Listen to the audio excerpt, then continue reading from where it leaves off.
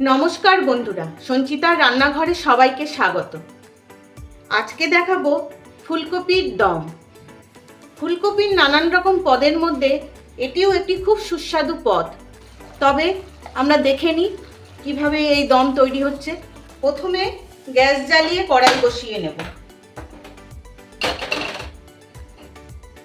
এবার এই কড়াইয়ের মধ্যে আমি একটু জিরে ভেজে নেব।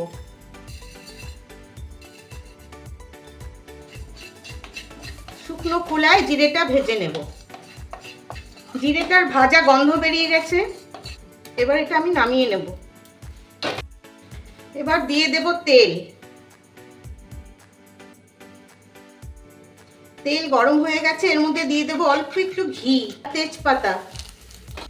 এবার দিয়ে দেব ফুলকপি। ফুলকপিগুলো এবার ভেজে নেব।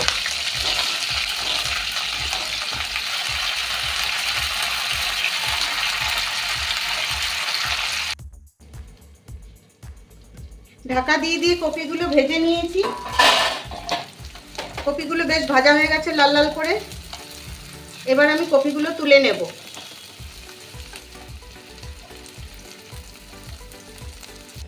সমস্ত কপিগুলো আমি তুলে নিয়েছি। এবার একটু চিনে বাদাম ভেজে নেব, আর কিশমিশ।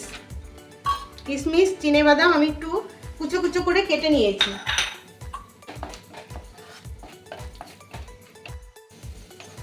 বাদাম আর কিশমিশটা আমার ভাজা হয়ে গেছে, এটাও তুলে নেব। বাদামটা আমার তোলা হয়ে গেছে। এবার দিয়ে দেব 2-3 চামচ ফেটিয়ে রেখেছি টক দই।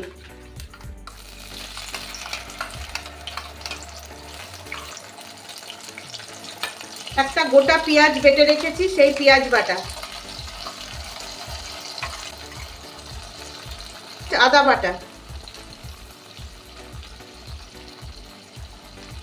পরিমাণ মতো লবণ, অল্প হলুদ, থেতো করে রাখা গরম মশলা, এলাচ, লবঙ্গ আর দারচিনি, সামান্য লঙ্কার গুঁড়ো আর ভাজা জিরের গুঁড়ো। পুরোটা দেব না, কিছুটা দেব।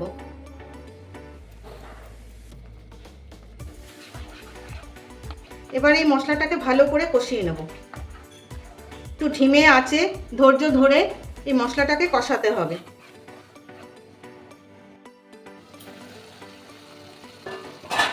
মশলাটা কষে এসছে, এবার দিয়ে দেব সেই মশলার জলটা। মশলাটা নষ্ট করব না, এই জলটা। এটাও আর একটু কষিয়ে নেব।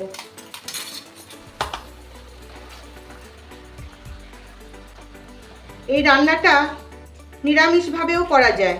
পেঁয়াজ ছাড়া, সব উপকরণই দেবেন, পেঁয়াজ ছাড়া করলেই এটা একদম নিরামিষ হয়ে যাবে। নিরামিষ দিনে খুব সুন্দর একটি পদ।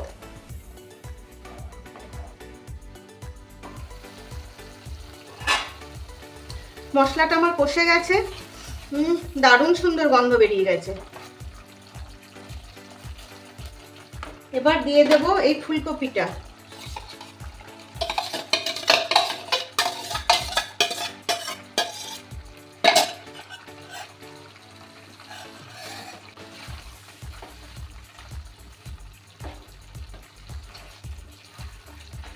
এবার দেব কিছু সিদ্ধ করে রাখা আলু।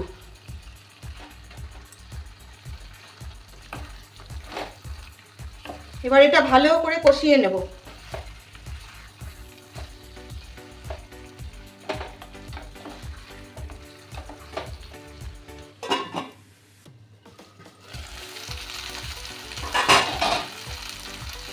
খুব ভালো করে কষে গেছে।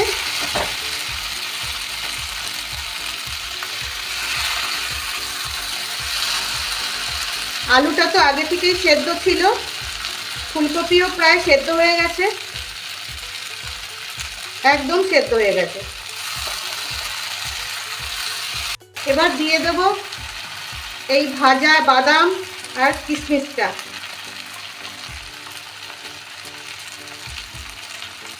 আর দেব কিছু কোচানো কাঁচা লঙ্কা। ঝালটা যার যার ইচ্ছে মতো, যে যেরকম ঝাল খান সেরকম দেবেন। ভালো একটা পদ। অতিথি আপ্যায়নেও দারুণ যায়। রুটি, লুচি, ভাত সব কিছু দিয়েই খুব ভালো লাগে। এবার দিয়ে দেবো একটু জল, আর দেব চিনি। এবার কিছুক্ষণ ফুটতে দেব। এবার দেব সামান্য গরম মশলা।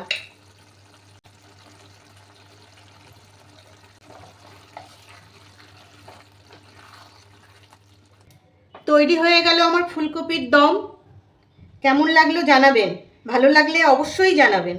আপনারাও করে খাবেন, আশা করি নিরাশ হবেন না। তবে আজকে আসি বন্ধুরা, টাটা।